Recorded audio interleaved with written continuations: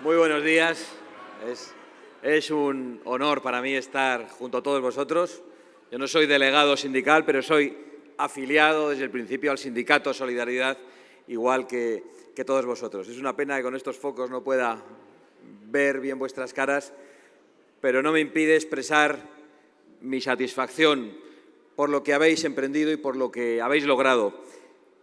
El éxito del Sindicato Solidaridad, porque hay que hablar de éxito, que hoy Solidaridad tenga estos 200 delegados sindicales, que allí donde se presente esté obteniendo representación en un 85% de las empresas, que ya esté desplazando a alguno de los sindicatos tradicionales. No me gusta ni siquiera concederles la palabra tradicional, porque es una palabra bonita, sino esos sindicatos de clase, divisivos, de obediencia comunista y socialista, que han abandonado a los trabajadores.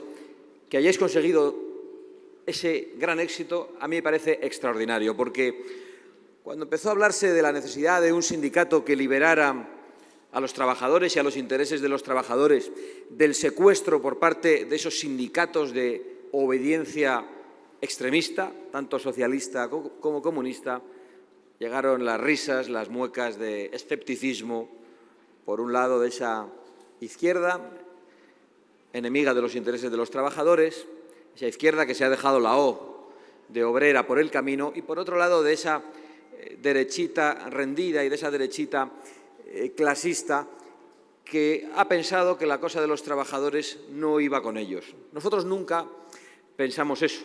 Y por eso, cuando me hablaron de la importancia de poner en marcha un sindicato patriótico, en primer lugar, un sindicato anticomunista, un sindicato antisocialista, yo no pude hacer otra cosa sino afiliarme y además brindarle todo el apoyo, y creo que aún es poco. Por lo tanto, no es un gran esfuerzo el estar aquí, es un pequeño esfuerzo al lado de lo que vosotros estáis logrando y de lo que cada uno de los trabajadores que han obtenido la representación con el apoyo de sus compañeros en los centros de trabajo estáis logrando en las vidas concretas de muchos españoles. Es para mí, por lo tanto, un verdadero honor. El hecho de que cuando los españoles más han sufrido durante estos 4 años es el momento en el que los sindicatos más han callado durante estos 40 años, es realmente una acusación para ellos de la que no pueden defenderse. Han permanecido callados como muertos ante la degradación de los salarios y ante los problemas reales de los trabajadores. ¿Cuándo han gritado los sindicatos durante estos años? Yo les he visto gritar 2 veces. Una en Castilla y León, cuando les han retirado esas subvenciones que vosotros no tenéis porque lo habéis logrado todo con el apoyo de vuestros afiliados. Y fue el momento en el que dijeron: vamos a salir a las calles, a defender a los trabajadores, no, a defender la financiación pública de los sindicatos, a defender sus propios intereses. Iban a salir en manifestación y luego se dieron cuenta de que quedaban en evidencia y se quedaron calladitos y evitaron las manifestaciones.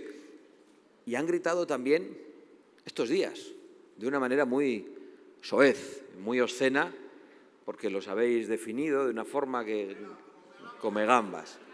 Claro, la verdad es que gastarse el dinero público, el dinero de los trabajadores, en gambas, creo que representa el gasto más decente que han hecho en Andalucía los sujetistas, los socialistas y los comunistas. El más decente, porque también se lo han gastado en otras cosas. Es decir, que les habéis llamado comegambas, pero podíais haberle llamado otra cosa.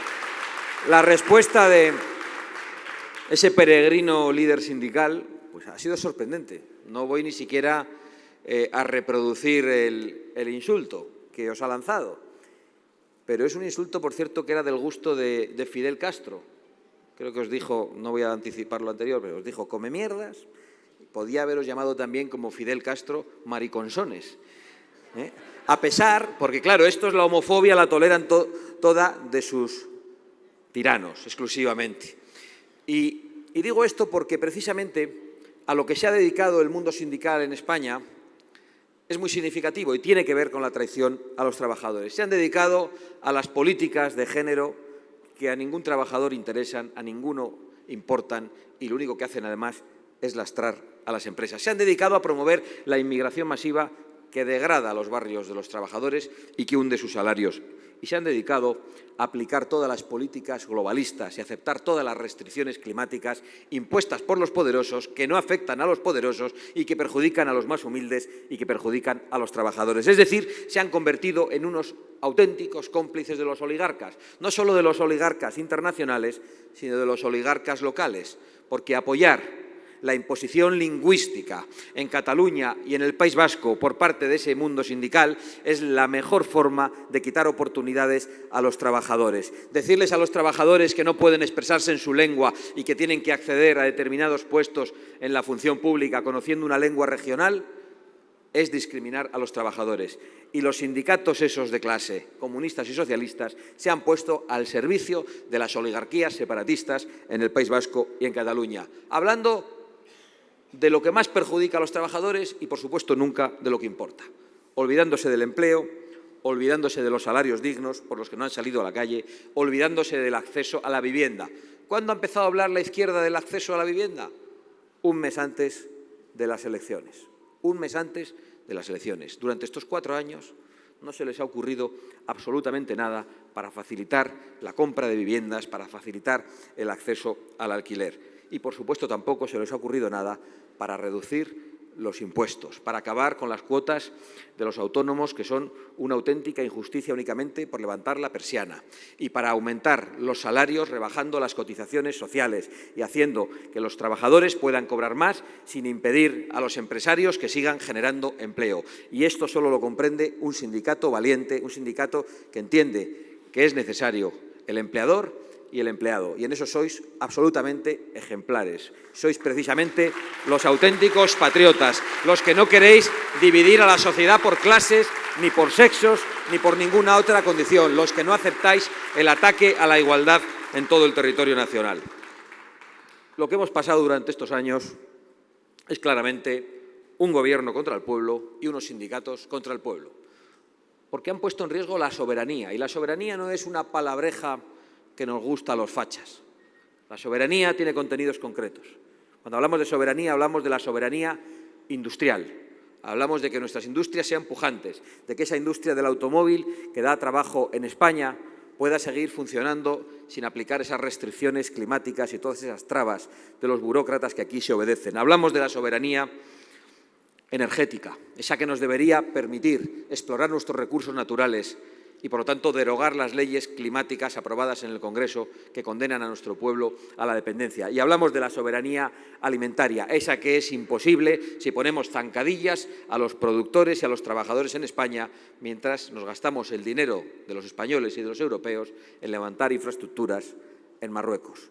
Por lo tanto, cuando hablamos de soberanía hablamos de cosas concretas, pero les debe parecer una cosa muy franquista lo de la soberanía también.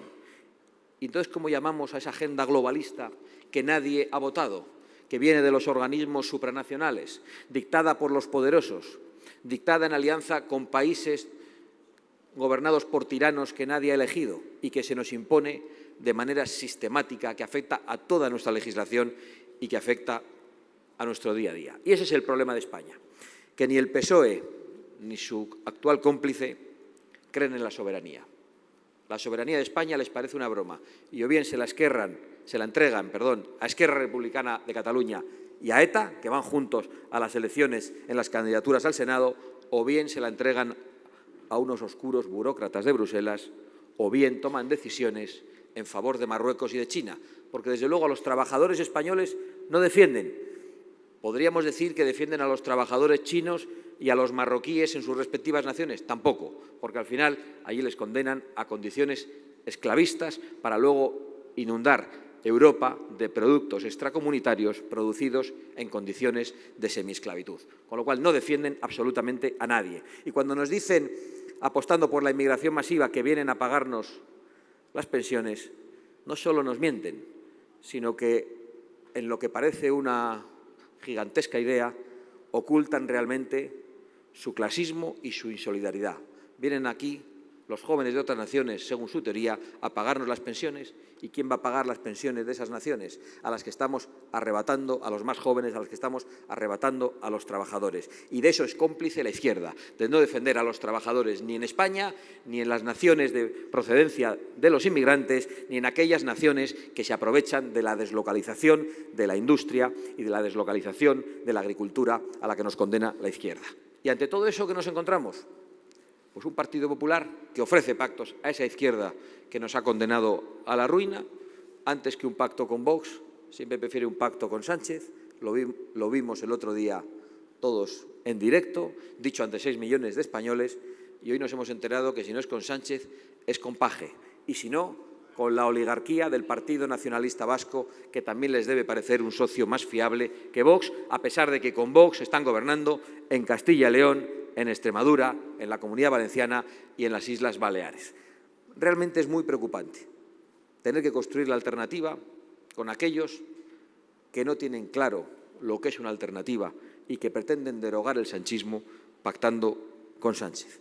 Por nuestra parte, lo que más claro tenemos hoy es que el primer patrimonio, el patrimonio más importante de los trabajadores españoles es la patria. Y por eso nosotros nunca estaremos sentados en oscuros despachos ni pactaremos, entre otras cosas, porque lo prohíben los estatutos de Vox y no solo nuestras convicciones, con los oligarcas del Partido Nacionalista Vasco, de Esquerra Republicana o de Bildu. Y, por supuesto, no aceptaremos las herencias de Pedro Sánchez con los burócratas de Bruselas, esas que el PP va a aceptar, por ejemplo, lo que tiene que ver con el pago de los peajes en las autovías. Vox va a ser un aliado de solidaridad, sindicato al que tenemos no solo el máximo respeto, sino la máxima admiración, en defensa de la soberanía de España, de las fronteras de España y de la igualdad de los españoles en todo el territorio nacional.